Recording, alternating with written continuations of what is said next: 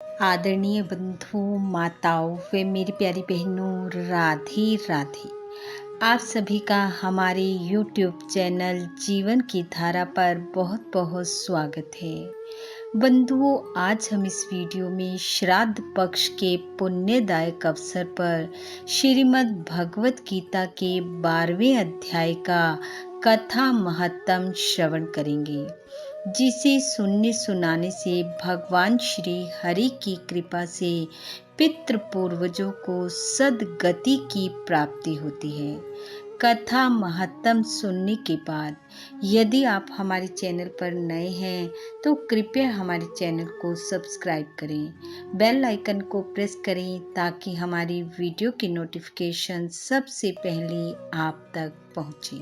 Video को share व like भी जरूर करें। भगवान महादेव कहते हैं, हे पार्वती, दक्षिण दिशा में कोलापुर नाम का एक नगर है जो सब प्रकार के सुखों का आधार, सिद्ध महात्माओं का निवास स्थान तथा सिद्धि प्राप्ति का क्षेत्र है।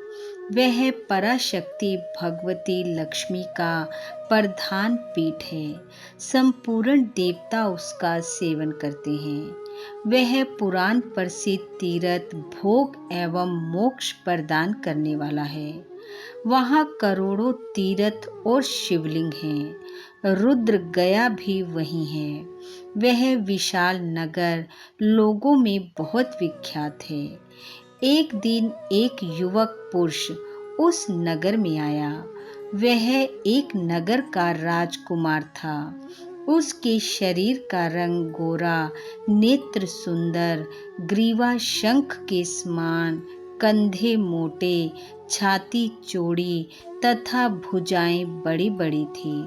नगर में प्रवेश करके सब और महलों की शोभा निहारता हुआ वह देवेश्वरी महालक्ष्मी के दर्शनार्थ उत्कंठित हो मणिकंठ तीर्थ में गया और वहां स्नान करके उसने अपने पितरों का तर्पण किया।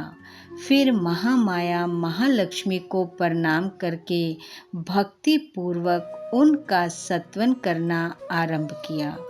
राजकुमार बोला, जिसके हृदय में असीम दया भरी हुई है, जो समस्त कामनाओं को देती तथा अपने कटाक्ष मात्र से सारे जगत की सृष्टि, पालन और संहार करती है, उस जगन माता महालक्ष्मी की जय हो। हे देवी, तुम्हारी महिमा का वर्णन करने में कौन समर्थ हो सकता है। जो षट चक्रों का भेदन करके अंतःकरण के 12 स्थानों में विहार करती है, मैं तुम्हें नमस्कार करता हूँ।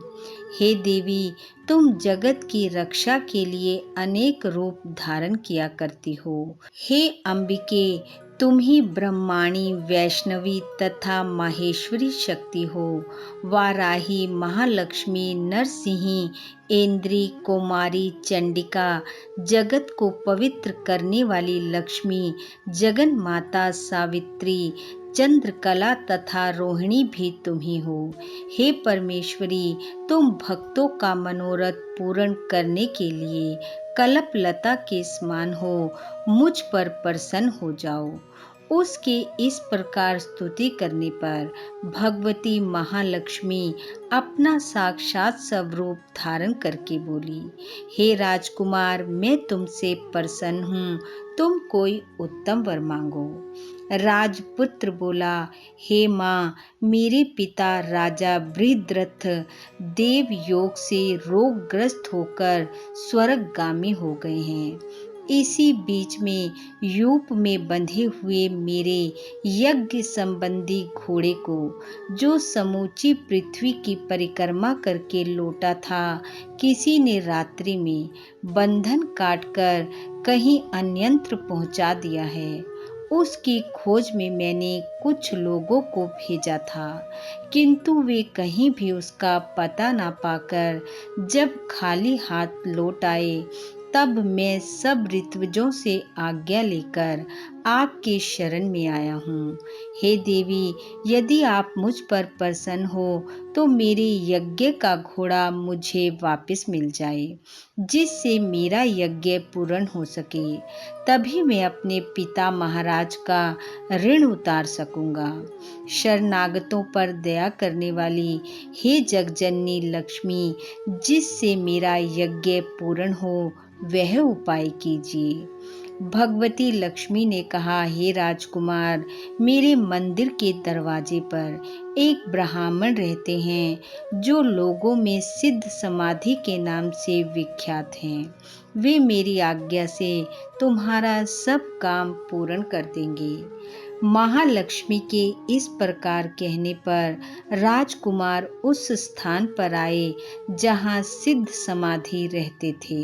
उनके चरणों में प्रणाम करके राजकुमार चुपचाप हाथ जोड़कर खड़े हो गए। तब ब्राह्मण ने कहा, तुम्हें देवी लक्ष्मी ने यहाँ भेजा है। अच्छा देखो, अब मैं तुम्हारा सारा अभिष्ट कार्य सिद्ध करता हूँ। यूं कहकर मंत्रवेता ब्राह्मण ने सब देवताओं को वहीं पर बुला लिया। राजकुमार ने देखा, उस समय सब देवता हाथ जोड़े थर थर कांपते हुए वहां उपस्थित हो गए। तब उन श्रेष्ठ ब्राह्मण ने समस्त देवताओं से कहा, हे देवगणों, इस राजकुमार का अश्व जो यज्ञ के लिए निश्चित हो चुका था, रात में देवराज इंद्र ने चुराकर अन्यंत्र पहुंचा दिया है। उसे शीघ्र लेकर आओ। तब देवताओं ने मुनि के कहने से यज्ञ का घोड़ा ला कर दे दिया। इसके बाद उन्होंने उन्हें जाने की आज्ञा दी। देवताओं का आकर्षण देखकर तथा खोए हुए अश्व को पाकर राजकुमार ने मुनि के चरणों में प्रणाम करते हुए कहा, हे महर्षि, आपका यह सामर्थ्य आश्चर्यजनक है। आप ही ऐसा कार्य कर सकते हैं, दूसरा कोई नहीं। हे ब्राह्मण, मेरी प्रार्थना सुनिए। मेरे पिता राजा बृहद्रथ अश्वमेघ यज्ञ का अनुष्ठान आरंभ करके देव योग से मृत्यु को प्राप्त हो गए हैं। अभी तक उनका शरीर तपाए हुए तेल में सुखाकर मैंने रख छोड़ा है। हे साधु श्रेष्ठ, आप उन्हें पुनः जीवित कर दीजिए। यह सुनकर महामुनि ब्राह्मण ने किंचित मुस्कुराकर कहा, चलो, जहाँ यज्ञ मंडप में तुम्हारे पिता मौजूद हैं, चलें।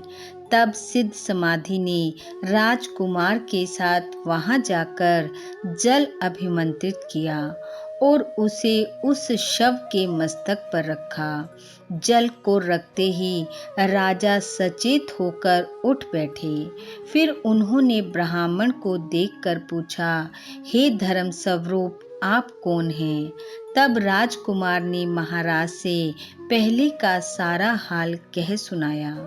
राजा ने अपने को पुनः जीवन दान देने वाले ब्राह्मण को नमस्कार करके पूछा, हे ब्राह्मण, किस पुण्य से आपको यह अलौकिक शक्ति प्राप्त हुई है?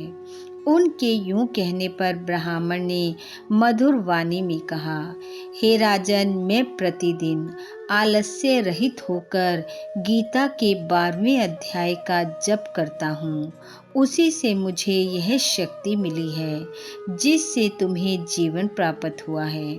यह सुनकर ब्राह्मणों सहित राजा ने उन ब्रह्म ऋषि से गीता के 12वें अध्याय का अध्ययन किया। उसके महत्तम से उन सबको सद्गति की प्राप्ति हो गई तथा अन्य दूसरे जीव भी गीता के 12वें अध्याय के श्रवण से मोक्ष को प्राप्त हुए।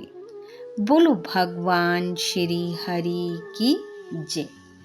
बंधु, भगवान श्री हरि वे आपके पितृ पूर्वजों की कृपा आप वे आपके परिवार पर सदैव बनी रहे। आपका घर आंगन खुशियों से महकता रहे। इन्हीं शुभकामनाओं के साथ आप सबका बहुत बहुत धन्यवाद। राधे राधे।